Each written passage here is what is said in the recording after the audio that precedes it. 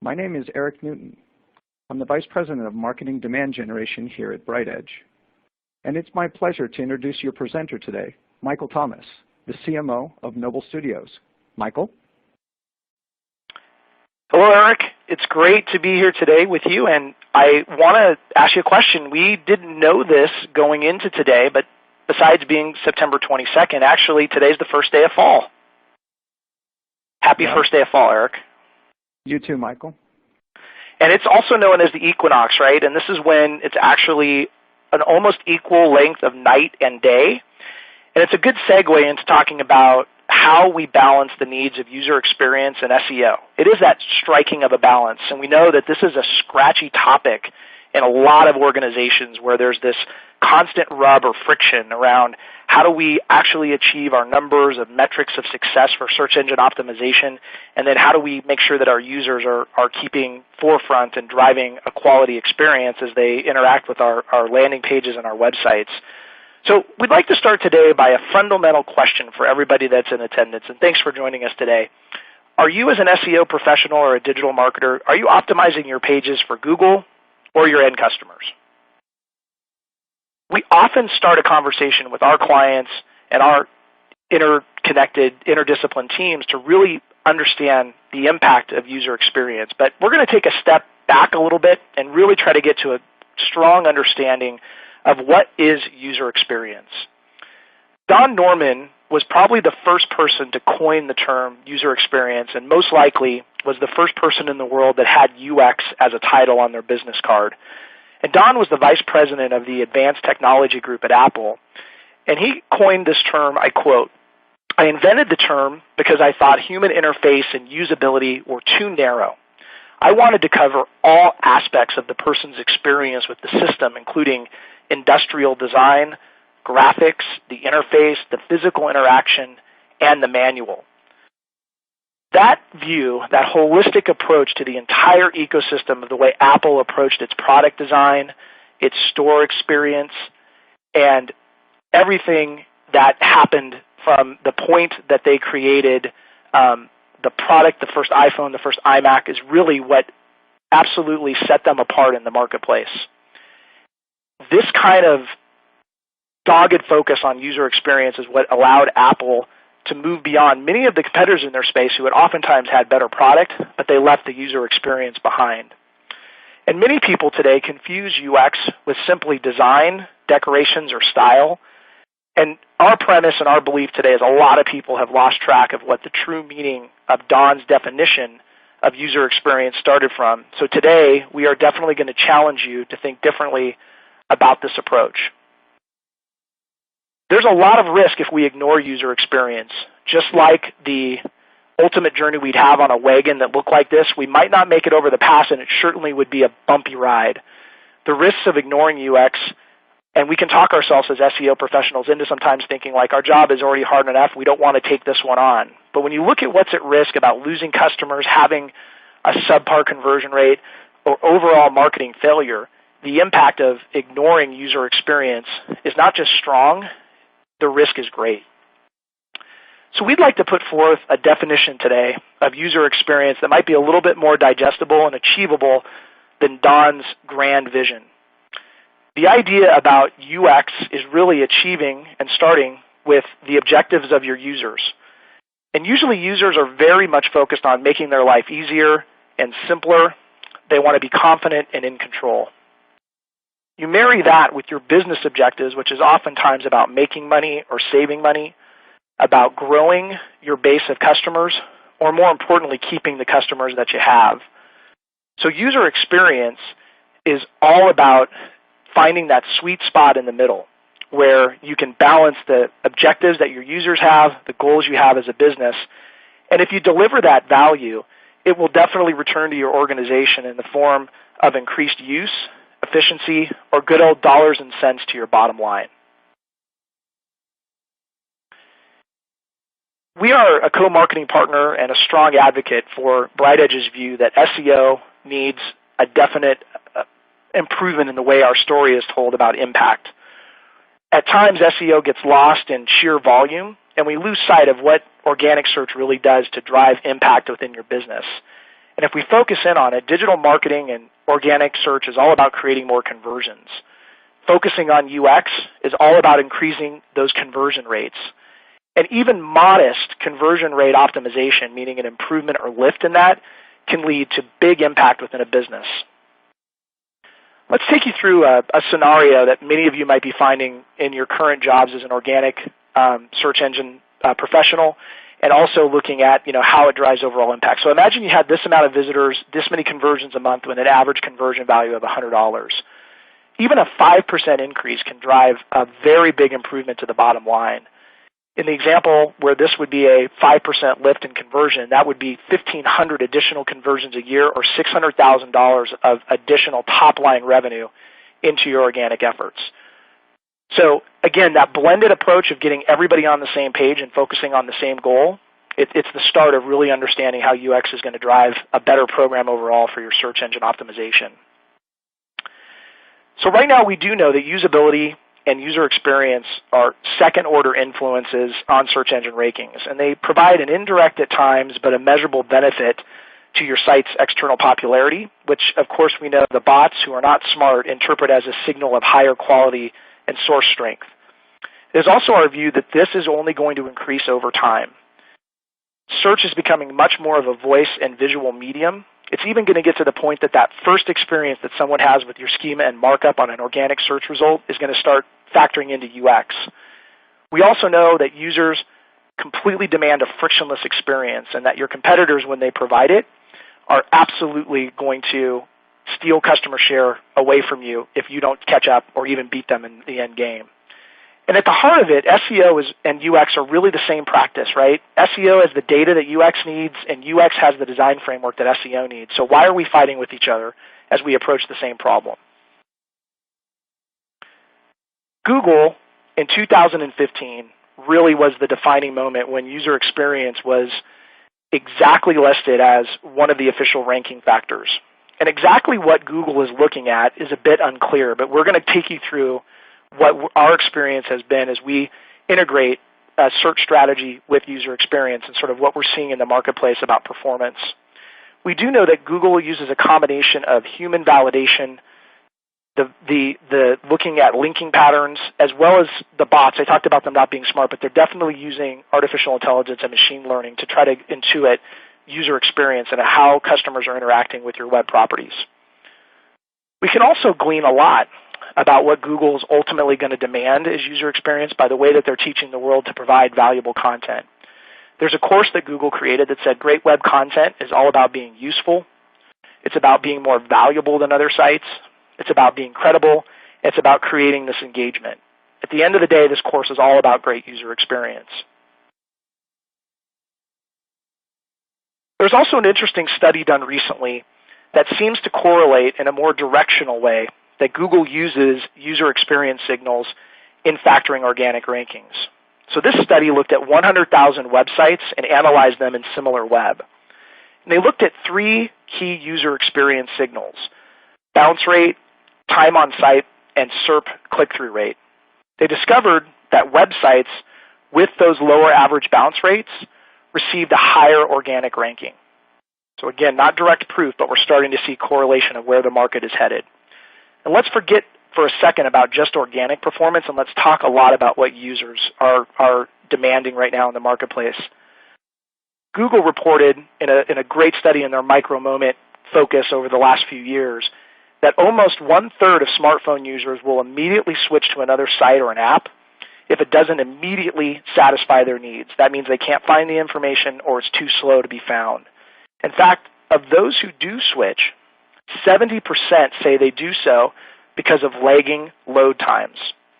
And 67% will switch if it takes too many steps to make a purchase or get that desired information. The construct of balance between SEO and UX is best framed in the concept of really looking at what it means to be valuable. This is a common principle or framework or construct in user experience. It's called the honeycomb. And the honeycomb advances a conversation around what we need to do to strike a balance between the user experience and the performance of a page by looking at components like, is the content useful? Is it findable? Is it credible? Is it creating trust? And what the honeycomb does is it looks at all of these factors, and what you have to get comfortable with is there's going to always be a trade-off. With SEO and SEO professionals, as part of this conversation, it's key to get a seat at the table. SEO can provide a more data-centric view into this discussion by really looking at the intent of a user, what they expected to find, and how those improvements can drive better performance. And that data-centric view is really your key, and what we would encourage you to do is to be part of the conversation and get to the table. So as you go through this and you work within your teams and you bring this point of view from a search perspective, know that you're not going to get everything you need, but that constructive conversation, thinking of what's possible, is what leads to breakthroughs. So we've put the premise out there that SEO and UX should be closer working together. Hopefully we've also made you feel compelled that this is important. How do you do this? It can seem a little bit tough to get started. We're going to take you through some examples and give you some tools that we as an agency implement along with the use of BrightEdge that we provide for our customers to give you a little bit further along in the discussion and how you can gain performance. So first of all, there's some easy things you can do out of the gate. We're going to talk you through those. Also, it's critically important, and this could be its own webinar topic, that you need to really focus on intent-based search and how you can make that a more scalable practice and really understanding the user experience that's necessary on pages when you focus in on that intent. And also, we've got some examples and ways that you can create collaboration long-term, not just one conversation, but an ongoing workflow to make your SEO and UX teams work much more closely together and be more effective. So speed is incredibly important today. 2 out of every 5 people bounce from a site that takes more than 3 seconds to load. The time it took me to finish that sentence is how quickly people are making a decision on whether or not they're going to stay on your page or they're going to go to a competitor. And even the most valuable content to a user, they simply won't wait for it to load in front of their faces. For me, it's a little bit why I still haven't cut the cord from my cable subscription, is that every time I watch a live sporting event on a streaming service, even though they claim to make it as good as it is, it always breaks down a little bit at the end. And until it's perfect, I'm not going to make that decision to ultimately move to a streaming service alone. How can you test whether or not your site is performing up to speed, and how can you tell what Google's looking at? We encourage you to use free tools like Google Page Speed Insights. This is a great way to benchmark how your site is performing and what Google is looking at. This isn't the end-all, be-all, but even a site as popular as my favorite movie of all time, StarWars.com, you can see the score that we did when we ran this through just a couple of weeks ago. And sorry if Disney's on the phone, we'd love to talk to you about how we can help you improve this, but the reality is that even the best sites in the world, there's always room for improvement, and it's important that you take these snapshots over time and focus on making easy improvements. Also with site speed, there's kind of 3 key areas that we focus in on from a technical perspective. Focusing on image compression is both an art and a science. There's tools you can use. There's definitely algorithms out there that talk about how you use vector-based art and can compress it accordingly. Also, looking at the importance of quality code. There are times when HTML and CSS can get bloated and takes too long to load by not following best practices for notes that developers can follow. So you got to really focus on making sure your code is of quality and you're running the latest versions of frameworks. Lastly, which is critically important, is the speed of servers. Servers are becoming a commodity, just like everything else in technology, and really today you have to look at your provider, and it can become very cost-effective to make sure that they're balancing their traffic, they're having redundancy, even bringing into a factor something like a content delivery network or a CDN. Those are all things that are becoming commonplace in today's world, and that site speed is critical. You can talk to your development team and get them a part of that process. So, yes, you have a title, maybe Director of Marketing, VP of Search, and you say, I don't have UX in my job title. Well, we think that's about to change. Just like coders are now being required much more to do user experience, and user experience folks are required to do some basic code, this is going to be an emerging field. And there's some things you can do, even if you are new to this practice, that are really basic that provide big impact. Test the site as if you're a user. Go through the pages you're creating. Ask yourself, am I answering the question I believe this person is looking to solve? Have your colleagues, friends, family go through the site. That process of a few minutes of discovery can stop you from making big mistakes out of the gate. It's also really easy to get a firm grasp, because you already know Google Analytics so well as an organic search professional, that you can look at some basics of UX measurement. So again, you can have a conversation with your team and not get lost in opinion. Here's some basic UX measurements that you can start with. Many of these are already commonplace in our practice, but there's a different way to intuit this by looking at how these similar data metrics that we use in our day-to-day for organic can also uncover some very high-level UX unlocks and some opportunities. So bounce rate is obvious. However, bounce rate at a page with a critical conversion path is much more insightful than just the number. If you had that, you'd start denoting that testing or adjustment of the layout and the design was needed. Performance by device is another great way to unlock huge usability issues, especially as responsive layouts become much more common and become the standard in the practice. We have found with our clients that we can unlock by looking at that performance by device. If we're having an image cropping issue, if we're having text that's being cut off, those are things that can really hinder conversion, and you need to look at those things, and analytics are a great way to unlock it in a time-effective manner. As an agency, and what we would recommend as a best practice of what we do for our clients and what you should do is you should follow a very iterative thought process as you're looking at the analytics.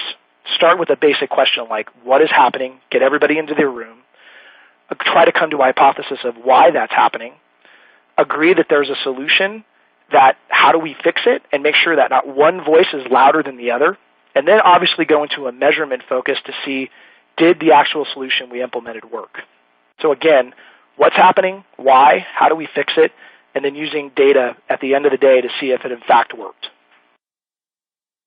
There are more advanced tools that are really powerful to unlock user experience opportunities or where there's problems. And if you can't do this on your own, this is a great opportunity to bring in an agency who has this excellent practice, who can go in and look at both organic and UX in its entirety. So there are things we can do to set up advanced analytics where you can really track both micro and macro conversions across the site and get much more granular at looking at performance.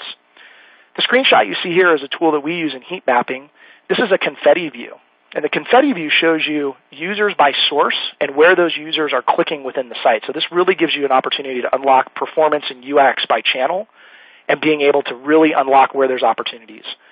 We always encourage testing. How do you make a difficult decision? You let the audience decide in most cases. So there's always a way to figure out how to A/B test something before you go into it.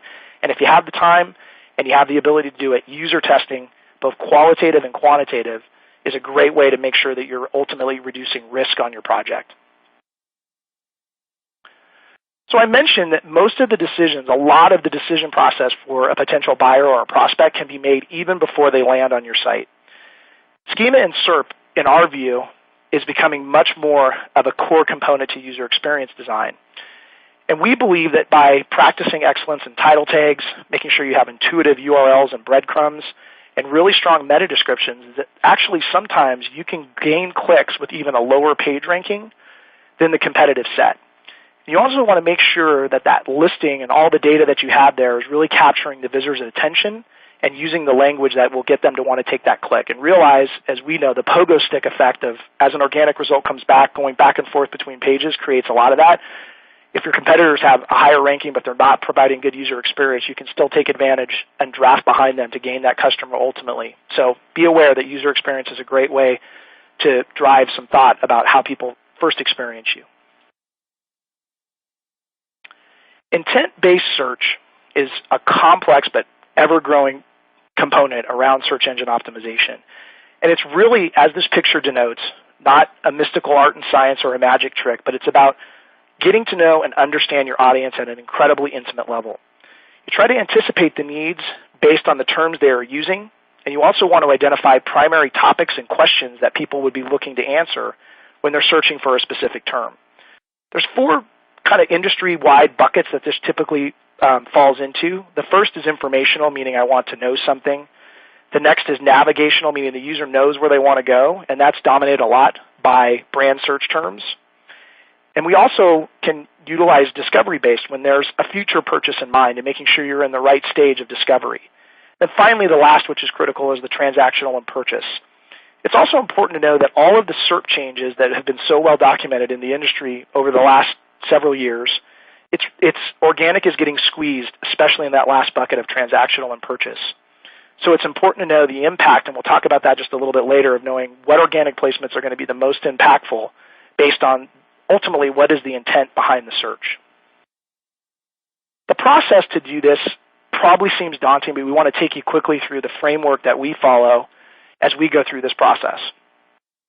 This flow is at the highest level, just understanding the topics, the motivation, the objective of that content, the content type, mapping those keywords, which is core to our SEO practice already, creating the content, and then creating an ultimate measurable framework to see if our content is actually having the desired effect on our audience.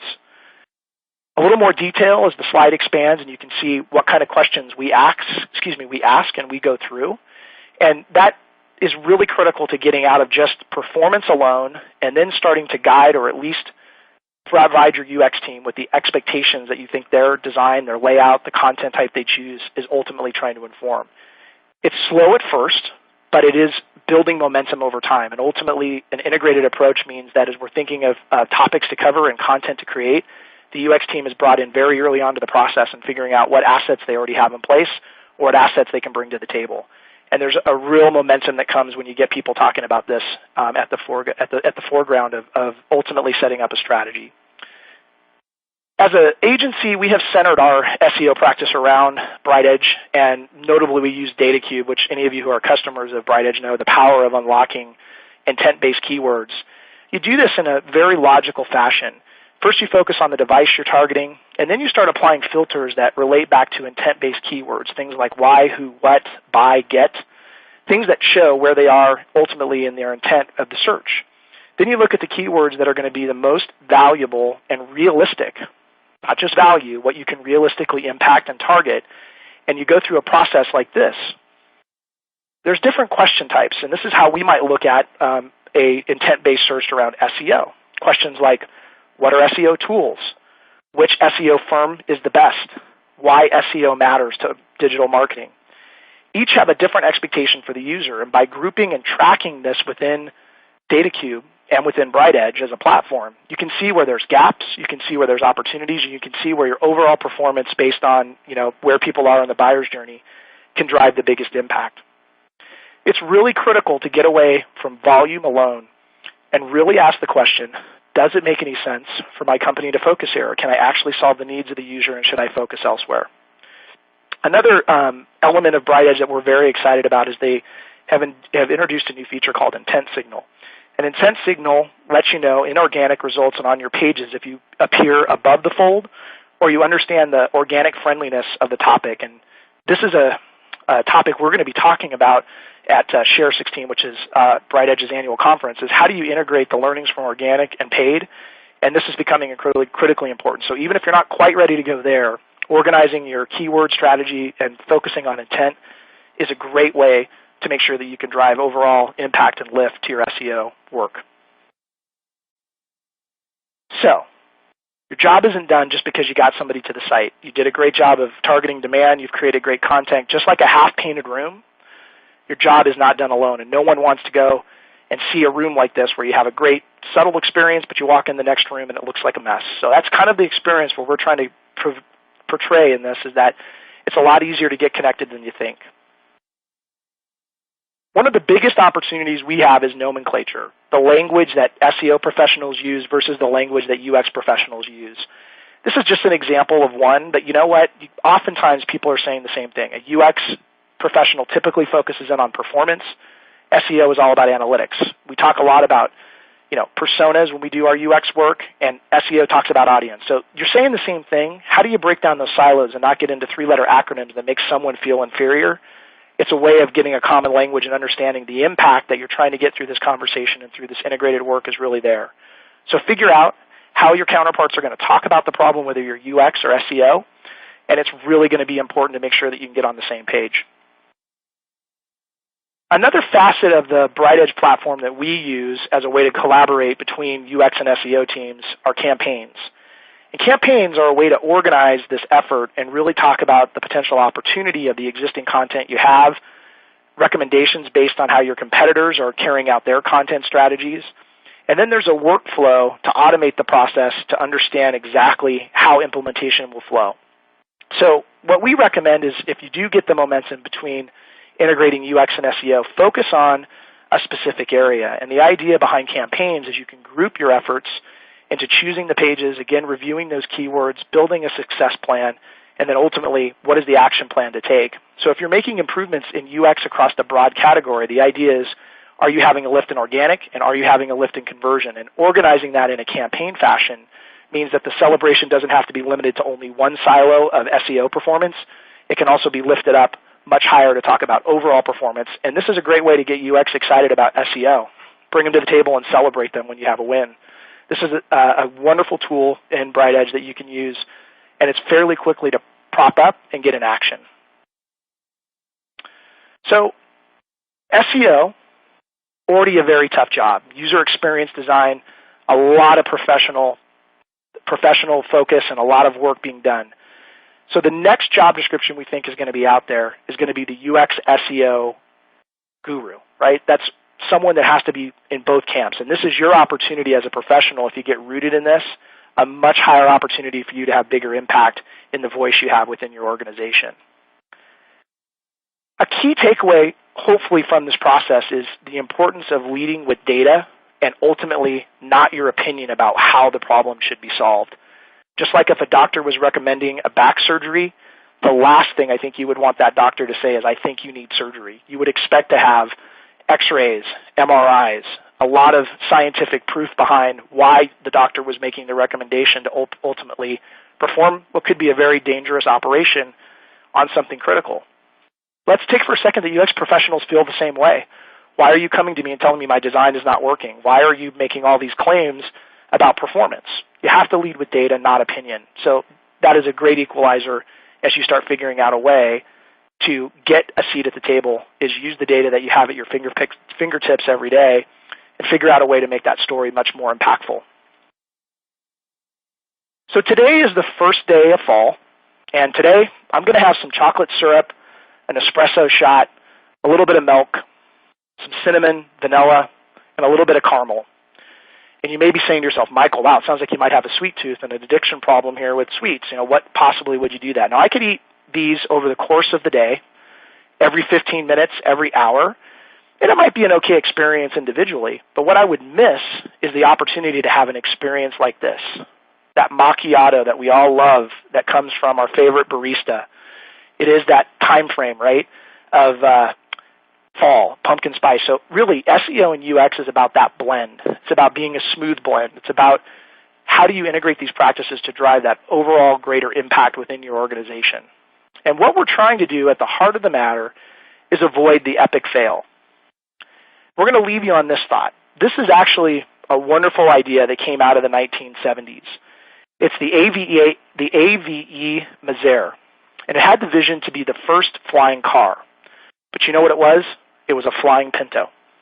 We all know where Pintos end up in the history of time, and actually, tragically, the inventors and founders of this did not survive the test process, but this was a great idea, but there wasn't a complete view of safety of the user. It just was something that didn't quite make sense. This was going to actually be used in The Man with the Golden Gun, the 1974 Bond movie. They actually had to use a model kind of replicating the flying car.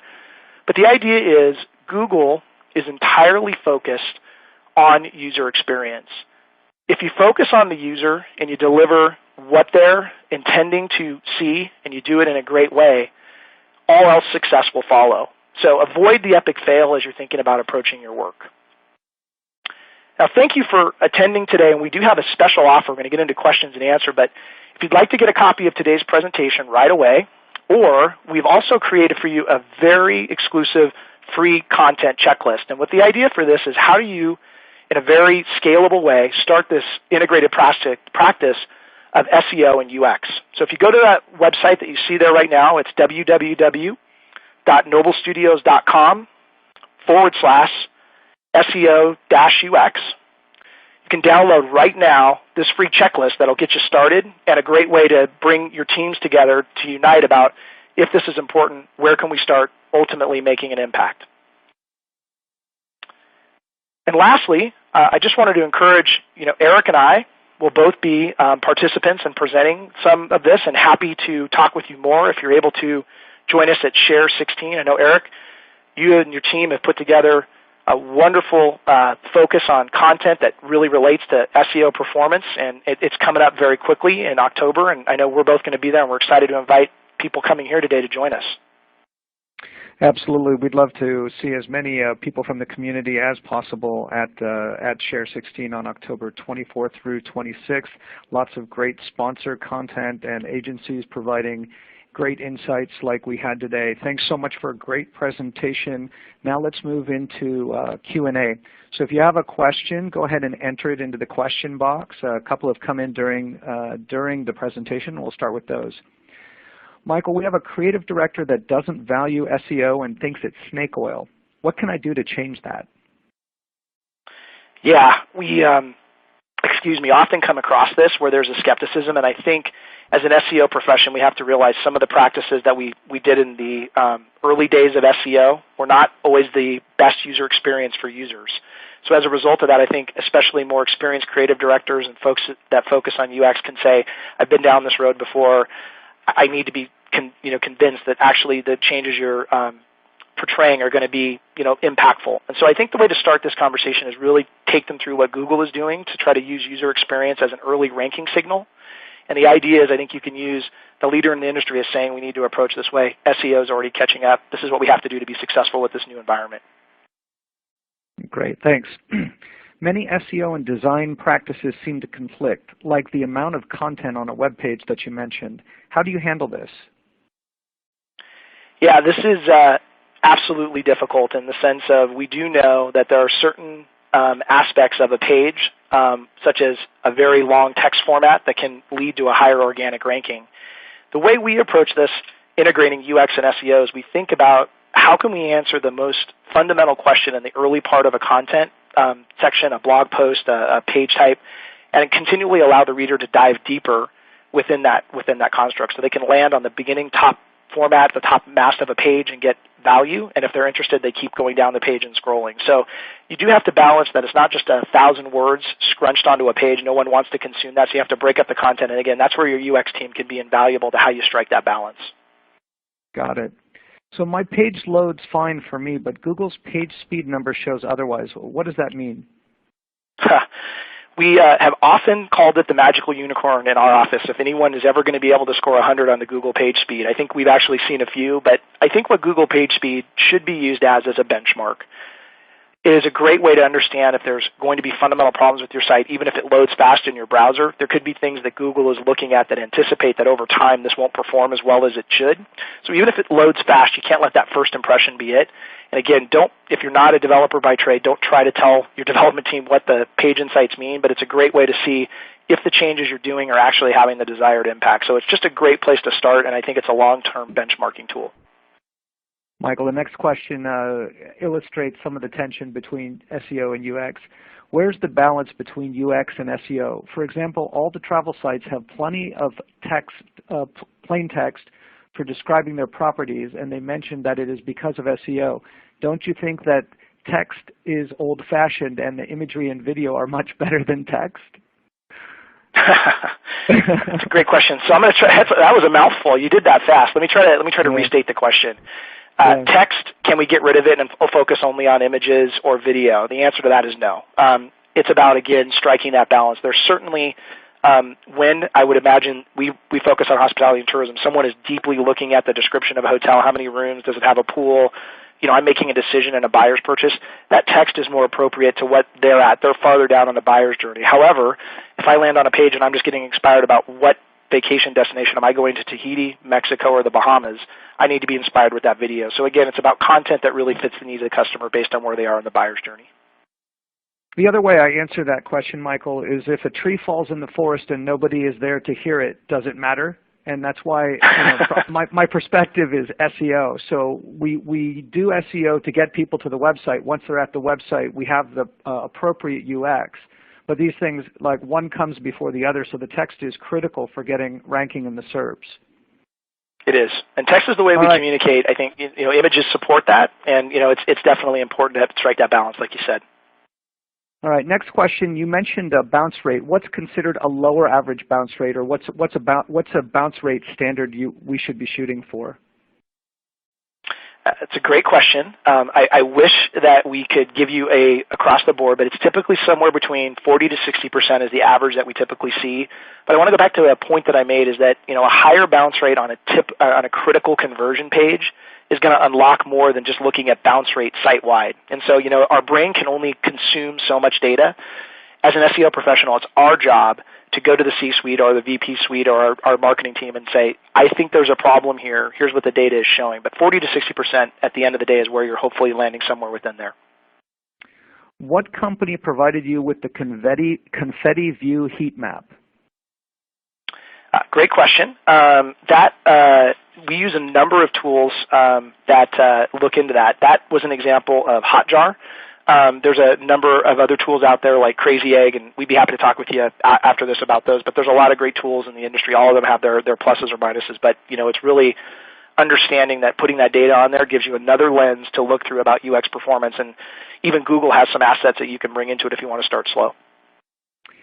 Can you recommend any additional online or otherwise resources to learn and catch up with UX? That's a great question. There are a lot of great blog sites out there and content areas. I would start with, you can follow us. Noble Studios has a great deal of content that we focus in on. BrightEdge is another great place to get thought leadership. Rather than just rattle off a bunch, maybe that is something we could specifically follow up with as a takeaway from this is a few of the blogs that we follow. But there's definitely some great ways where you can sort of look at the intersection of UX and SEO.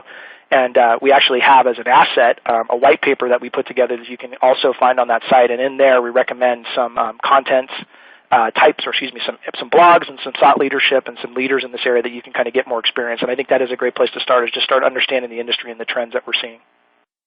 Michael, a classic book in this field is Don't Make Me Think. It's a little bit out of date, but it's a classic UX book that people might want to take a look at. All right. Yeah, that is a great one. Lots more questions coming in. How do you quantify, let me make sure I've got the whole question. How do you quantify SEO impact on a marketing funnel level through the top, middle, and bottom? Let me read it again. How do you quantify SEO impact on the whole marketing funnel? Wow, that's a really thoughtful question. How do you think about SEO and how it impacts all the way down to final conversion? Yeah. So probably the whole webinar could be focused on that. But let me try to break that question up. I think in our presentation we talked about the concept of intent-based search. So it's really critical that you figure out by organic search term where someone is in their decision-making process in the buyer's journey. Content aligned to that buyer's journey based on user intent is mapping it out. And then, again, is using a tool like BrightEdge as you start getting into, these are the organic terms that I think relate to where people are in the buyer's process. Again, a tool like BrightEdge can organize that for you, and then you can provide a holistic view. It's not just enough to see how you're performing, but then you need to create an action plan of where there's a gap or where there's that huge opportunity. And you can't go after everything at once or you won't be effective at anything. So you have to prioritize where there's the biggest gap or where you see the biggest potential. A longer answer, Eric, but the other thing, I know you and I have talked about this, is you can go over maybe lower search volume terms that are a better fit for you as an organization, and they may not have the large volume that a more attractive search term would have. But if you actually focus on 5 or 6 of those, you can have the same conversions that you would by going after a broad search term that's just so competitive you get into that realm. So it's about striking a balance. A really thoughtful question. That might be something we want to focus in on a little bit. And I know some topics that Share will kind of get into that, is how do you measure this across the whole funnel? That's a great suggestion. Come to Share and we can talk about it in depth. All right, next question. What is your view on AMP and its impact on UX? Oh, wow. That is a great topic. So AMP, for those of you that are not familiar with it, it's a new publishing language that Google is adopting that really strips out HTML and CSS. And there's a lot of consternation from UX professionals, design professionals. You lose a lot of the brand aesthetics.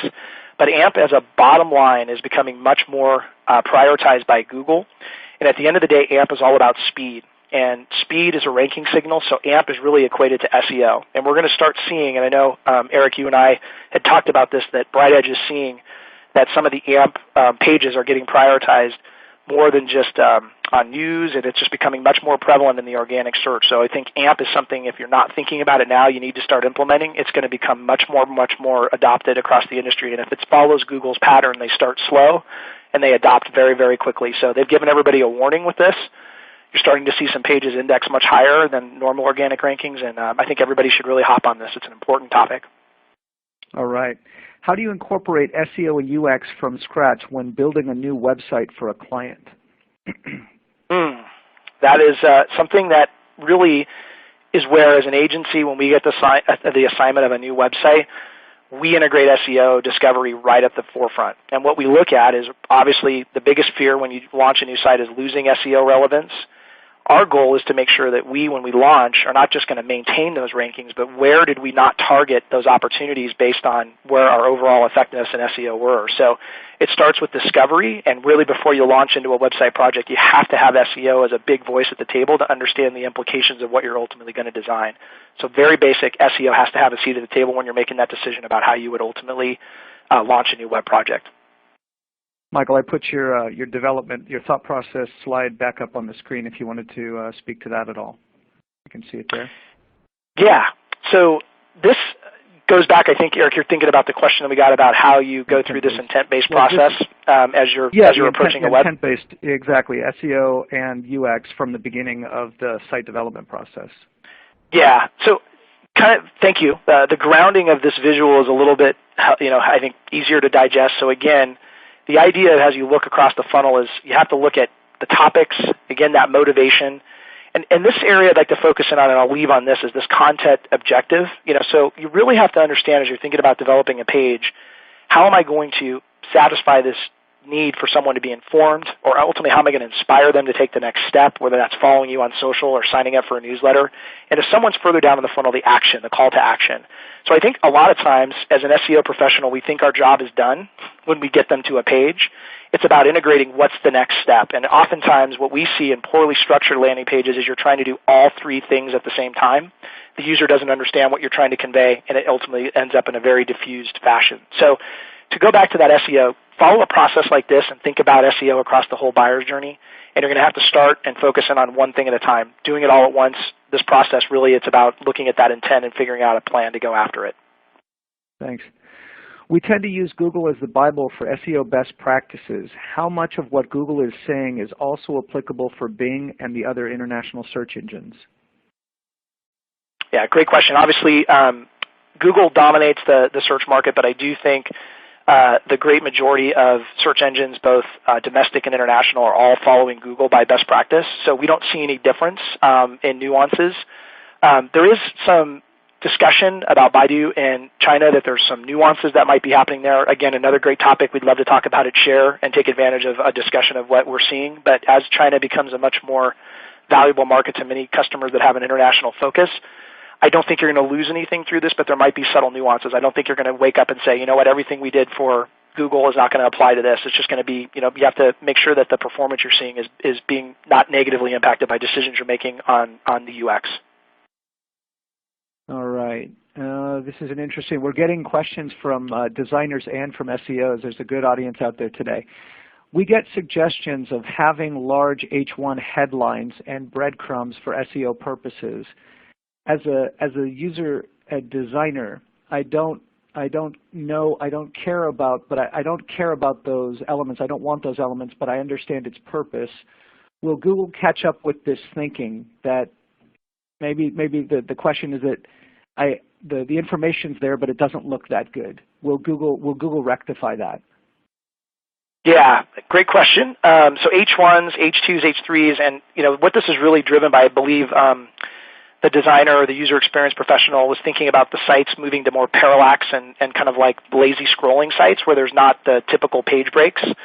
And that's where those H1 titles and H2 chapters, think of a book. Those things are important. You can have multiple H1s on a parallaxing site where you can all keep that scrolling index. So it's actually funny. We're going through this situation with a client where they're replatforming a site that isn't modern, but it's still driving a lot of value of organic traffic for quality content. So we had to factor in, as we thought of a more modern parallax scrolling design, that we didn't kill the SEO effectiveness. So again, I think sitting down and as a designer understanding the implications of H1 and H2s, knowing that CSS and headers don't necessarily need to match. There's opportunities that you can do with design to make sure that you're taking advantage of the structure, the data that we need for SEO to be effective and not lose the design impact.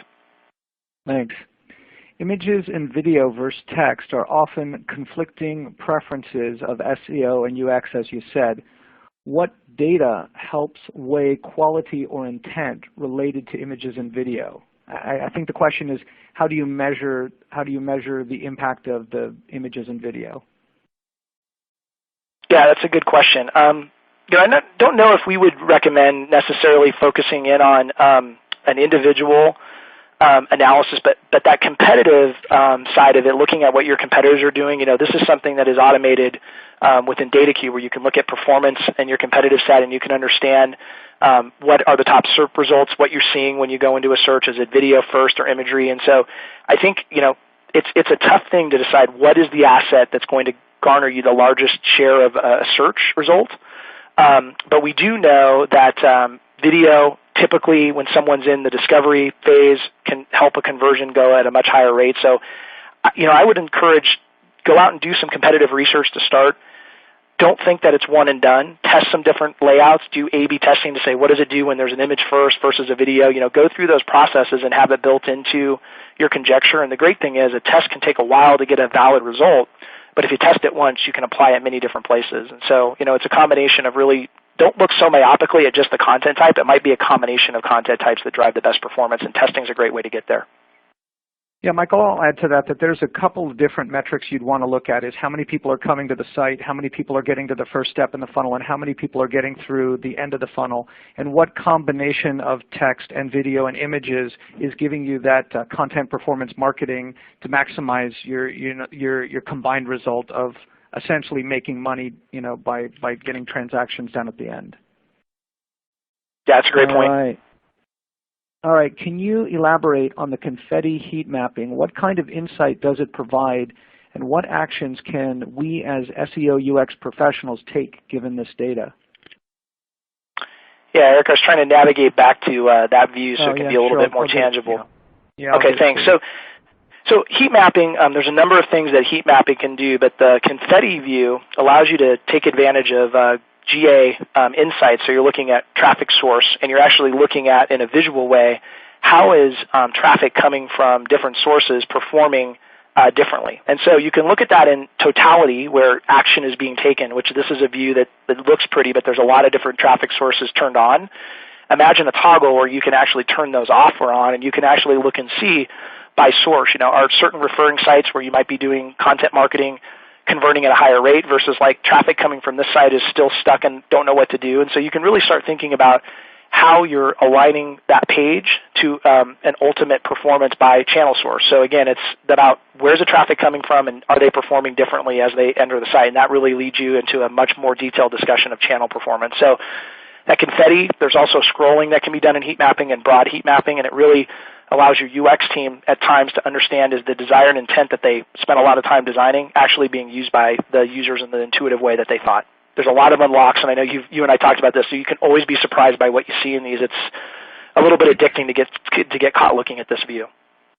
Yeah, Michael, I'll add to that when you use the confetti view, you can figure out how people who are arriving from organic, what they're responding to, what they're clicking on, what elements are most compelling to them versus what people from paid or what people from display or what people from direct are using.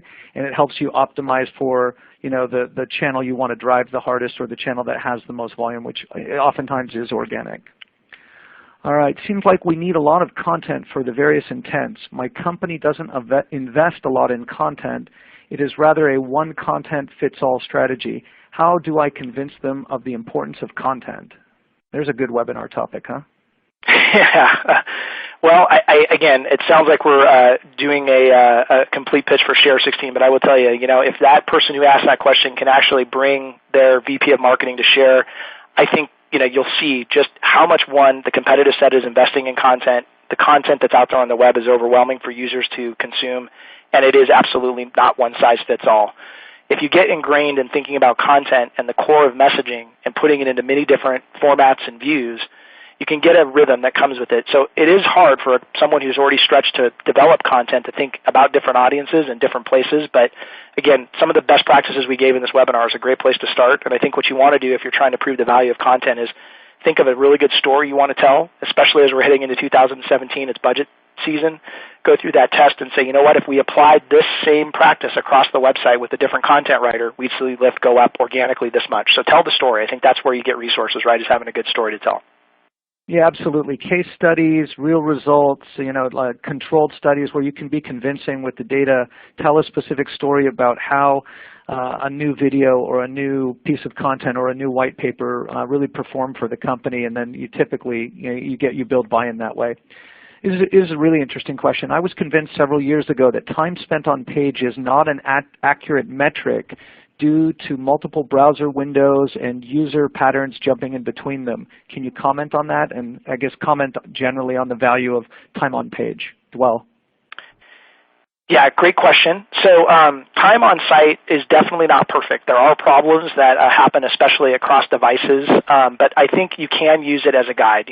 Google Analytics in itself is not perfect. There always needs to be a human validation of that, but definitely time on page is an important metric, especially when you look at what that page is intending to do. I think what we're really seeing, Eric, as digital becomes much more ingrained in the overall marketing stack, is there's a better understanding. Before, as you and I know, we could go into a room and throw out 5 or 6 keywords, and the C-level person would be like, that's great, what do I make of that? We're still suffering a little bit from that right now. So, I think when you look at it, time on site, comparably look at pages, like pages that you own, and really try to understand if you can get a story out of what you think is happening. By itself, it's not an effective measure, but layered in with a couple of different aspects of Google Analytics, I think it can be insightful. All right, this is another sophisticated layered question. I like to use tab navigation to consolidate information into the desktop view. I think they mean above the fold. I see this as a better experience than a deep scrolling site because you get to associate related information closely as opposed to stacking and separating it. Is this still frowned upon, or was this ever frowned upon by Google? I've heard they don't like to crawl index hidden copy. So a number of questions, and they're all repeated if you need me to. Yeah, let me try to take those in. So horizontal versus horizontal versus vertical, nesting, like revealed content. I think that the bottom line for this is it can work for some audiences and it won't work for others. We definitely like all content to be seen as one page to Google where they can crawl it. So even if there's tabs, there's some nuance of how you actually carry that out to make sure that it's visible content. There's also a lot of conjecture that's gone in the industry about Google is going to frown upon hidden content because they're making up for those bad practices we talked about at the beginning, the white background text. So I think the short answer is you really want to err on the side of don't just follow one practice overall. You have to make sure that it's indexable by the search engines, make sure it's a good user experience, and there isn't just one size fits all. But there is a lot of conjecture about that this can definitely be something that if it's not done in the right way can be seen as a deceptive tactic by Google, and you want to avoid those. Another interesting question, how do you identify content gaps to improve user experience?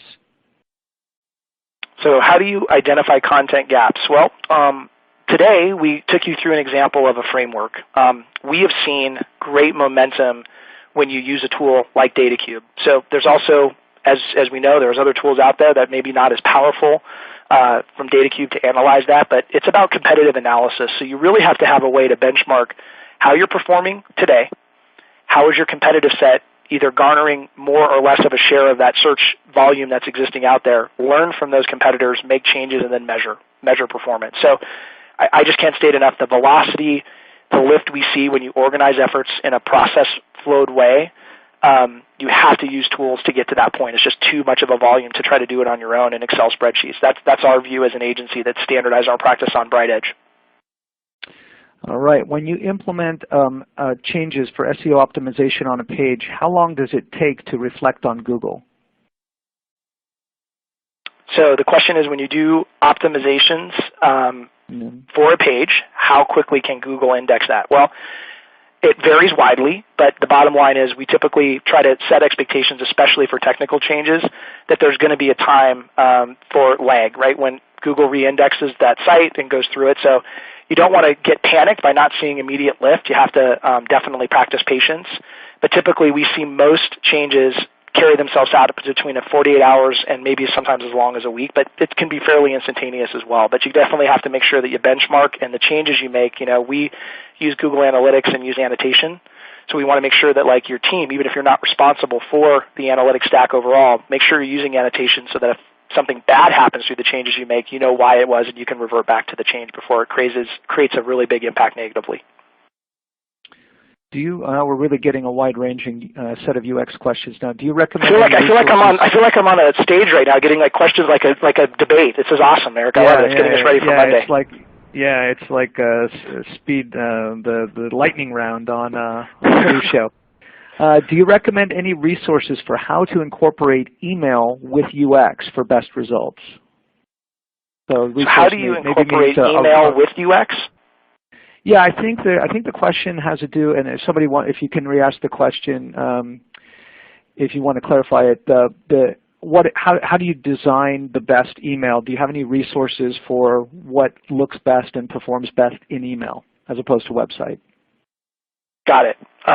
So email, right, is a wonderful tool for nurture, and it definitely, once you've got someone on your site, the hope is to capture them with an ongoing stream. So at the very highest level, just like with websites, when we do email marketing and nurture, you have to design for mobile first. It has to absolutely perform wonderfully on mobile, and you also have to make sure that the emails you send are relevant to where someone was in the buyer's journey on your site. So we've seen this mistake made a lot, is like, I'm very ready to buy, I sign up for an email, and they start sending me more information that takes me back to an earlier decision process. So I think it's a combination of best practice for UX applies to email, website, app design. It's across the board. And second, you have to be contextual. So when you do the follow-up, you have to definitely focus in on what the user wants. And another principle we talked about a lot here is test. You can always in email A/B test and multivariate test, and you should be practicing that. It's not one size fits all, and you can usually glean insights that carry across into multiple channels. All right, this is another technical question. Is there a tool to analyze how a design might be indexed by a search engine to make sure that the most important content is coming through correctly? That's a really abstract question. Let me try to get that one. What do you recommend to see what the search engine sees? Google Search Console provides us some opportunities there, doesn't it? Yeah, you can fetch and render in Webmaster Tools, so that's exactly where you can go in and do that. So that's one way to really look at seeing how that design element that you're doing is being done. So that's one way you can do that. All right, that is our last question, and we have about 30 seconds left. We want to thank everybody for joining us today. That's the most questions I think we've ever gotten in a webinar, and we had a lot of fun speaking to the community. We'd love to see you at Share 16. Take care, and we'll see you at a future webinar. Bye-bye.